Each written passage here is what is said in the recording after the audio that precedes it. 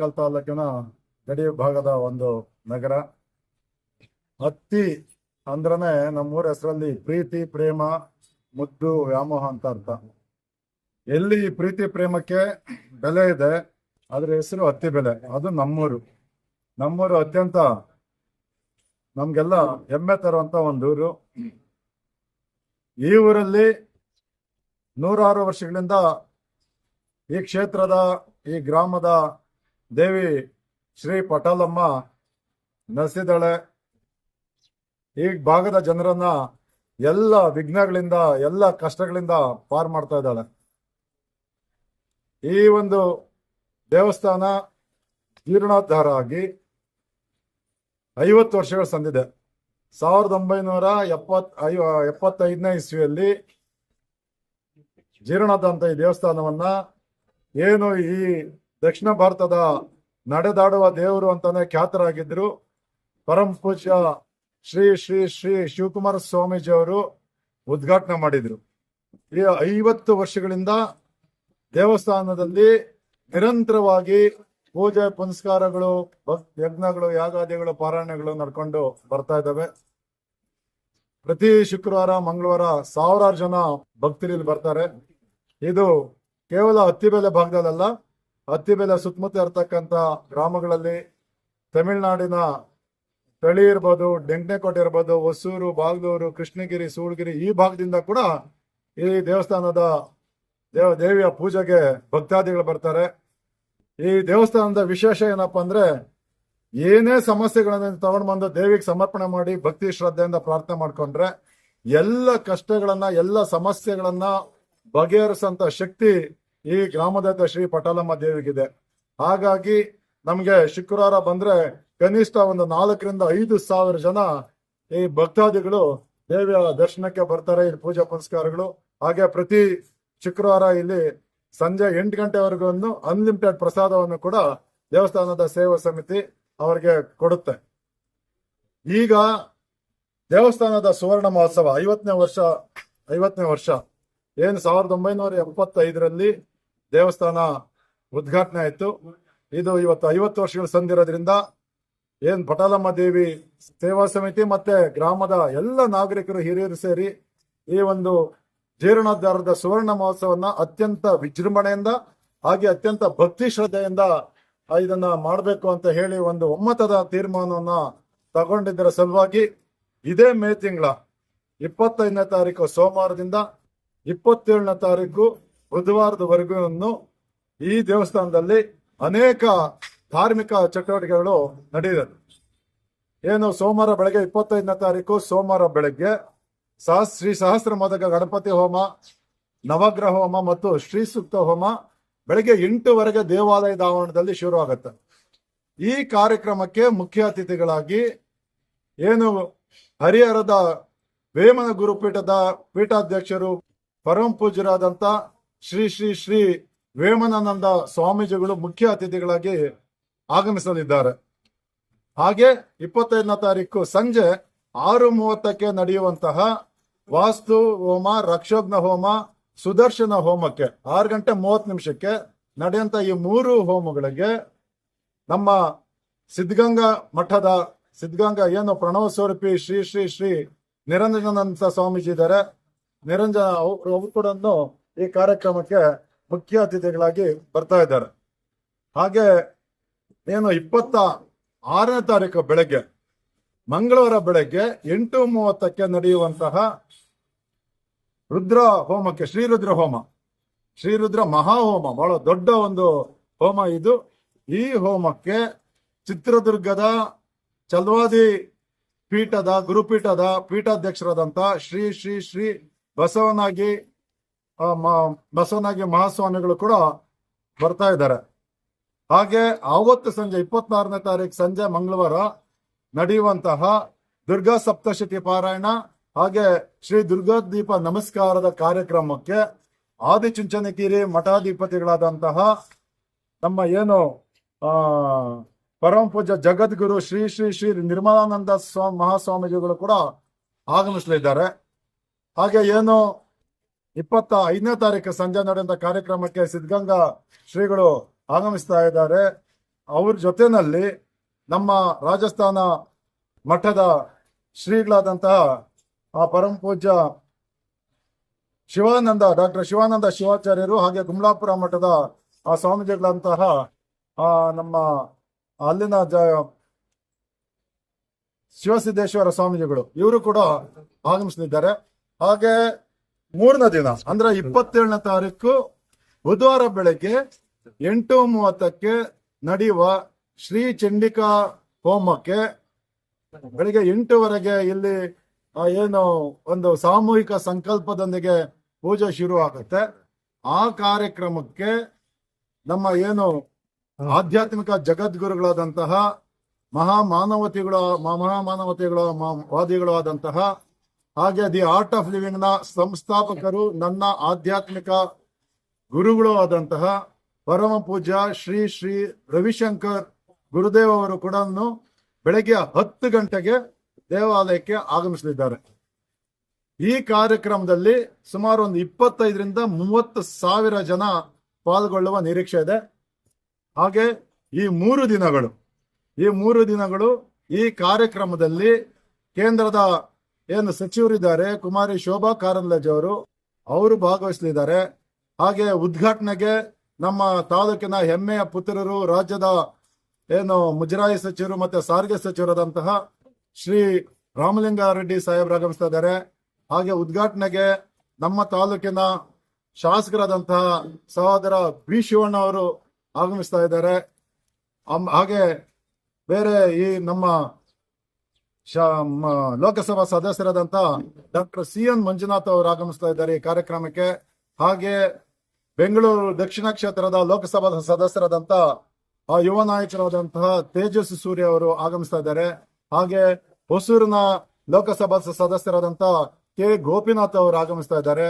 ಹಾಗೆ ಈ ಕಾರ್ಯಕ್ರಮದಲ್ಲಿ ಪಕ್ಕದ ಕ್ಷೇತ್ರದ ಶಾಸಕರಾದಂತ ಶ್ರೀ ಎಂ ಕೃಷ್ಣಪ್ಪ ಅವರು, ಬೆಂಗಳೂರು ದಕ್ಷಿಣ ಕ್ಷೇತ್ರದ ಶಾಸಕರಾದಂತ ಎಂ ಕೃಷ್ಣಪ್ಪ ಅವರು, ಹಾಗೆ ಜಯನಗರ ಕ್ಷೇತ್ರದಂತ ಶಾಸಕರಾದಂತ CK ರಾಮಮೂರ್ತಿ ಅವರು, ಹಾಗೆ ಈ ಕ್ಷೇತ್ರದ ವಿಧಾನ ಪರಿಷತ್ ಸದಸ್ಯರಾದಂತ ನಮ್ಮ ಗೋಪಿನಾಥ್ ರೆಡ್ಡಿ ಅವರು, ಹಾಗೆ ಈ ರಾಜ್ಯದ ವಿಧಾನ ಪರಿಷತ್ತಿನ ವಿರೋಧ ಪಕ್ಷದ ನಾಯಕರಾದಂತಹ ಶ್ರೀ ಚಲವಾದಿ ನಾರಾಯಣ ಸ್ವಾಮಿ ಅವರು ಆಗಮಿಸ್ತಾ ಇದ್ದಾರೆ. ಹಾಗೆ ಭಾರತೀಯ ಜನತಾ ಪಕ್ಷದ ರಾಜ್ಯ ಅಧ್ಯಕ್ಷರು ಹಾಗೆ ಶಿಕಾರಿಪುರ ಕ್ಷೇತ್ರದ ಶಾಸಕರು ಆದಂತ BY ವಿಜೇಂದ್ರ ಅವರು ಕೂಡ ಈ ಕಾರ್ಯಕ್ರಮದಲ್ಲಿ ಭಾಗವಹಿಸಲಿದ್ದಾರೆ. ಹಾಗೇನೆ ಈ ಕಾರ್ಯಕ್ರಮದಲ್ಲಿ ಈ ಕ್ಷೇತ್ರದ ವಿಧಾನ ಪರಿಷತ್ ಸದಸ್ಯರಾದಂತ ಶ್ರೀ ರಾಮೋಜಿ ಗೌಡರು ಸಹಿತ ಅವರು ಕೂಡ ಭಾಗವಹಿಸ್ತಾ ಇದ್ದಾರೆ. ಹಾಗೆ ನಮ್ಮ ಪಕ್ಕದ ಕ್ಷೇತ್ರದ ಶಾಸಕರಾದಂತಹ ಶ್ರೀ ಸತೀಶ್ ರೆಡ್ಡಿ ಅವರು ಕೂಡ ಈ ಕಾರ್ಯಕ್ರಮದಲ್ಲಿ ಭಾಗವಹಿಸಲಿದ್ದಾರೆ. ಹಾಗೆ ಅತಿ ಮುಖ್ಯವಾಗಿ ಈ ಕಾರ್ಯಕ್ರಮದಲ್ಲಿ ನಮ್ಮ ಸ್ಥಳೀಯ ನಾಯಕರು, ಕೇಂದ್ರದ ಮಾಜಿ ಸಚಿವರು, ಹಾಗೆ ರಾಜ್ಯದ ಮಾಜಿ ಸಚಿವರು, ಈ ಕ್ಷೇತ್ರದ ಜನಪ್ರಿಯ ನಾಯಕರು ಆದಂತಹ ಶ್ರೀ ನಾರಾಯಣ ಸ್ವಾಮಿ ಅವರು ಕೂಡ ಈ ಕಾರ್ಯಕ್ರಮದ ಭಾಗವಹಿಸಲಿದ್ದಾರೆ. ಹಾಗಾಗಿ ನಾನು ಯಾರೆಲ್ಲ ಮಾಧ್ಯಮದ ಮುಖಾಂತರ ಈ ಪತ್ರಿಕಾಗೋಷ್ಠಿಯಲ್ಲಿ ನೋಡ್ತಾ ಇದ್ದೀರಾ, ಭಕ್ತಾದಿಗಳಲ್ಲಿ ನಾನು ಕೈ ಮುಗಿದು ಪ್ರಾರ್ಥನೆ ಮಾಡ್ಕೊಳ್ತಾ ಇದ್ದೇನೆ. ಎಲ್ರೂ ಬಂದು ಈ 3 ದಿನ ನಡೆಯುವಂತಹ ಪೂಜೆ, ಪಾರಾಯಣ, ಯಜ್ಞ ಯಾಗಾದಿಗಳಲ್ಲಿ ಭಾಗವಹಿಸಿ ಮಹಾಪ್ರಸಾದವನ್ನು ಸ್ವೀಕಾರ ಮಾಡಿ ಬರುವಂತಹ ಏನು ಮಹಾ ಸಂತರು ಬರ್ತಾ ಇದ್ದಾರೆ ಅವರ ಒಂದು ಆಶೀರ್ವಚನವನ್ನ, ಮಹಾ ದರ್ಶನವನ್ನ ಪಡೆದು ಪಟಾಲಮ್ಮ ದೇವಿ ಕೃಪೆಗೆ ಪಾತ್ರರಾಗಬೇಕು. ನೀವೆಲ್ರೂ ಕುಟುಂಬ ಸಮೇತರಾಗಿ ಆಗಮಿಸಬೇಕು. ಹಾಗೆ ಈ 3 ದಿನ ಏನು ಬೆಳಗ್ಗೆ ಸಂಜೆ ನಡೀತಾ 2 ಗಂಟೆ ಇದರಲ್ಲಿ ನೀವೆಲ್ಲವನ್ನು ಭಾಗವಹಿಸಬೇಕು ಅಂತ ಹೇಳಿ ಪ್ರಾರ್ಥನೆ ಇನ್ನೊಂದ್ಸಾರಿ ಮಾಡ್ಕೊಳ್ತಾ, ಹಾಗೆ ಬರುವಂತ ಎಲ್ಲ ಭಕ್ತರಿಗೂ ಪ್ರಸಾದದ ವ್ಯವಸ್ಥೆ ಇರುತ್ತೆ. ಎಲ್ಲ ಮಹಾಪ್ರಸಾದವನ್ನ ಸ್ವೀಕಾರ ಮಾಡಿ ಕೃತಾರ್ಥರಾಗಬೇಕು ಅಂತ ಹೇಳಿ ನಾನು ಗ್ರಾಮ ದೇವತೆ ಶ್ರೀ ಪಟಾಲಮ್ಮ ದೇವಿ ದೇವಸ್ಥಾನದ ಸೇವಾ ಸಮಿತಿಯ ಪರವಾಗಿ, ಹಾಗೆ ಅತ್ತಿಬೇಗಲೆ ಗ್ರಾಮದ ಸಮಸ್ತ ನಾಗರಿಕರ ಪರವಾಗಿ ಎಲ್ಲರ ಪರವಾಗಿ ನಾನು ಕೈ ಮುಗಿದು ಪ್ರಾರ್ಥನೆಯನ್ನ ಮಾಡ್ಕೊಳ್ತಾನೆ. ಒಂದು ವಿಶೇಷವನ್ನ ಒತ್ತಿ ಹೇಳ್ಬೇಕು ಅಂದ್ರೆ, ಏನು ಈ ಮೂಲ ಮೂರ್ತಿ ಇದೆ, ವಿಗ್ರಹ ಇದೆ, ಇದನ್ನ ಕೆತ್ತದಂತ ಶಿಲ್ಪಿ ಅಣ್ಣಾಮಲೈ ಆಚಾರ್ಯ ಅವರು. ಅಣ್ಣಾಮಲೈ ಆಚಾರ್ಯ ಅವರು ಯಾರು ಅಂದ್ರೆ, ಅವರು ವಿಧಾನಸೌಧದ ಮುಖ್ಯ ಶಿಲ್ಪಿ, ಅಂದ್ರೆ ಚೀಫ್ ಆರ್ಕಿಟೆಕ್ಟ್. ಅವರು ಈ ಮೂರ್ತಿಯನ್ನ ಕೆತ್ತದಂತವರು. ಈ ಮೂರ್ತಿದ ವಿಶೇಷ ಏನಪ್ಪಾ ಅಂದ್ರೆ, ಇದಕ್ಕೆ ಯಾವುದೇ ರೀತಿ ಸಿಮೆಂಟ್ ಅನ್ನ ಬಳಸಲಿಲ್ಲ. ಗಾರೆ ಬಳಸಿ ಮಾಡಿರೋದು. ಈ ಮೂರ್ತಿಗೆ ಬಣ್ಣ ಹಚ್ಚಿ 50 ವರ್ಷಗಳಾಗಿತ್ತು. 50 ವರ್ಷದಿಂದಗಡೆ ಯಾವ ರೀತಿ ಬಣ್ಣ ಇತ್ತು, ಆ ಮುಖದಲ್ಲಿ ಯಾವ ರೀತಿ ಒಂದು ತೇಜಸ್ಸಿತ್ತು, ಅದು ಪದೇ ಪದೇ ಜಾಸ್ತಿ ಹಾಕೊಂಡೇ ಹೋಗ್ತಾ ಇದೆ ವಿನಃ ಅದ್ರಲ್ಲಿ ಯಾವುದೇ ಒಂದು ಸಣ್ಣದು ಒಂದು ಚೂರು ಕೂಡ ಡಲ್ ಆಗ್ಲಿಲ್ಲ. ಇದೇ ರೀತಿ ಮೂರ್ತಿ ಭಾರತ ದೇಶದಲ್ಲಿ ಇನ್ನೊಂದು ಕಡೆ ಇದೆ. ಅದು ವಿಜಯವಾಡದ ಕನಕದುರ್ಗಮ್ಮ ದೇವಿ. ಕನಕದುರ್ಗಮ್ಮ ದೇವಿ ನಮ್ಗೆಲ್ಲ ಗೊತ್ತು, ಅದೊಂದು ಕ್ಷೇತ್ರ, ಅದು ದೇವಿದು. ಇಲ್ಲಿ ಅಲ್ಲಿ ಬಿಟ್ರೆ ಭಾರತ ದೇಶದಲ್ಲಿ ಇಂಥ ವಿಶೇಷವಾದಂತಹ ಮೂರ್ತಿ ಬೇರೆ ಎಲ್ಲೂ ಇಲ್ಲ. ಇವತ್ತು ನಮ್ಮ ಹಿರಿಯರಾದಂಥವರು ಯಾರ್ಯಾರಿದ್ರು, ಅದು ನಮ್ಮ ಮುನ್ಸಾಮ್ರೆಡ್ಡಿ ಇರಬಹುದು, ನಮ್ಮ ಸ್ವರ್ಗೀಯ ಮಾಜಿ ಚೇರ್ಮನ್ ರಾಮಯ್ಯ ಇರ್ಬೋದು, ಹಾಗೆಯೇ ನಮ್ಮ ಸ್ವರ್ಗೀಯ ಮಾಜಿ ಚೇರ್ಮನ್ ಅಂತ ನಾರಾಯಣಪ್ಪನವರು ಇರ್ಬೋದು, ಉಗ್ರಪ್ಪನವರು, ಲಕ್ಷ್ಮಯ್ಯನವರು, ಈಗ ಅನೇಕ ಜನ ಹಿರಿಯರು ಈ ದೇವಸ್ಥಾನಕ್ಕೆ ಎಲ್ಲೂ ಹೋಗಿ ಚಂದ ವಸೂಲಿ ಮಾಡಲಿಲ್ಲ. ಬಂಗಾರದ ಮನುಷ್ಯ ಸಿನಿಮಾ ಅಂತ ಬಂದು ಥಿಯೇಟರ್ ಅಲ್ಲಿ ಹಾಕಿ ಊರಿನ ಮನೆಗೆ, ಹಳ್ಳಿಗಳ ಮನೆಗೆ ಹೋಗಿ ಟಿಕೆಟ್ ಅನ್ನ ಮಾರಿ ಈ ದೇವಸ್ಥಾನದ ಜೀರ್ಣೋದ್ಧಾರವಾಗಿ ಇವತ್ತು ಸಾವಿರಾರು ಜನ ಭಕ್ತರು ಇಲ್ಲಿ ಬಂದು ಆ ಯಮ್ಮನ ಕೃಪೆಗೆ ಪಾತ್ರರಾಗುವಂತ ಒಂದು ಸಂದರ್ಭವನ್ನ ನಿರ್ಮಿಸ್ಕೊಟ್ರು. ಹಾಗಾಗಿ ನಾವು ಈ ಸಂದರ್ಭದಲ್ಲಿ ಯಾರ್ಯಾರೆಲ್ಲ ಇದಕ್ಕೆ ಪ್ರತ್ಯಕ್ಷವಾಗಿ ಪರೋಕ್ಷವಾಗಿ ಕಾರಣರಾಗಿದ್ದಾರೆ ಅವ್ರಿಗೆ ನಾನು ಸಮಿತಿಯ ಪರವಾಗಿ, ಊರಿನ ಎಲ್ಲರ ಪರವಾಗಿ ನಾನು ಕೈ ಮುಗಿದು ಅವರಿಗೆ ತಲೆ ಬಗ್ಸಿ ನಮಸ್ಕಾರಗಳನ್ನ ಮಾಡ್ತಾ ಇದ್ದೇನೆ. ಹಾಗೆ ಇನ್ನೂ ಒಂದು ಮುಖ್ಯವಾದಂತ ಮಾಹಿತಿ, ನಮ್ಮ ದೇವಸ್ಥಾನ ಕಾಂಪ್ಲೆಕ್ಸ್ ಇದೆ. ಈ ಕಾಂಪ್ಲೆಕ್ಸ್ ಕಟ್ಟಬೇಕಾದ್ರೂ ಕೂಡ ಏನೋ ಒಂದು ಪೂಜೆ ಪುನಸ್ಕಾರಗಳು ಅಬಾಧಿತವಾಗಿ ನಡ್ಕೊಂಡು ಹೋಗ್ಬೇಕು ಅನ್ನೋ ದೃಷ್ಟಿಯಿಂದ, ಇಲ್ಲಿ ಯಾವುದೇ ಒಂದು ತೊಂದರೆ ಆಗ್ಬಾರ್ದು ಅನ್ನೋ ದೃಷ್ಟಿಯಿಂದ, ಒಂದು ನೋನ್ ಸೋರ್ಸ್ ಆಫ್ ಇನ್ಕಮ್, ಒಂದು ನಿರ್ದಿಷ್ಟ ಆದಾಯ ಬರಬೇಕು ಅನ್ನೋ ದೃಷ್ಟಿಯಿಂದ ನಮ್ಮದೇ ಜಾಗದಲ್ಲಿ ಒಂದು ಕಾಂಪ್ಲೆಕ್ಸ್ ಕಟ್ಟಬೇಕಾದ್ರೆ ಅವತ್ತು ಕೂಡ ನಮ್ಮ ದೇವಸ್ಥಾನದ ಇಲ್ಲಿ ಇದ್ದಂತ ಹಿರಿಯರು ಎಲ್ಲೂ ಚಂದ ವಸೂಲಿ ಮಾಡ್ಲಿಲ್ಲ, ಹೊರಗಡೆ ಹೋಗ್ಬೋದು. ಅವರೆಲ್ಲ ತಮ್ಮ ಕೈಯಿಂದ, ಅದು ನಮ್ಮ ಮುನ್ಸಾಮ್ರೆಡ್ಡಿ ಇರ್ಬೋದು, ನಾರಾಯಣಪ್ಪ ಅವ್ರು ಇರ್ಬೋದು, ಸ್ವರ್ಗೀಯರು, ಹಾಗೆ ನಮ್ಮ ವೆಂಕಟೇಶಣ್ಣ, ಮೆಡಿಕಲ್ ವೆಂಕಟೇಶಣ್ಣ ಇರ್ಬೋದು, ಹೀಗೆ ಅನೇಕರು ನಮ್ಮ ಧರ್ಮದರ್ಶಿಗಳು ಸ್ವಂತ ಕೈಯಿಂದ ದುಡ್ಡು ಹಾಕಿ ಆ ಒಂದು ಕಟ್ಟಡವನ್ನು ನಿರ್ಮಾಣ ಮಾಡಿ ಇಲ್ಲಿ ನಮ್ಮ ದೇವಸ್ಥಾನ ನಡ್ಕೊಂಡು ಹೋಗೋದಕ್ಕೆ ಅವ್ರು ನಮ್ಗೆ ಸಹಾಯ ಮಾಡಿದ್ದಾರೆ.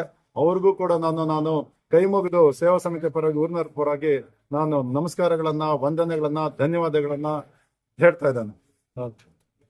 ಹಾಗೂ ಸುತ್ತಮುತ್ತಲಿನ ಗ್ರಾಮಗಳ ಜನಗಳಲ್ಲಿ ನಾವು ಕೇಳ್ಕೊಳ್ಳೋದೇನಂತಂದ್ರೆ, ಮೊದಲಿಗೆ ಸಣ್ಣದಾಗಿತ್ತು ದೇವಸ್ಥಾನ.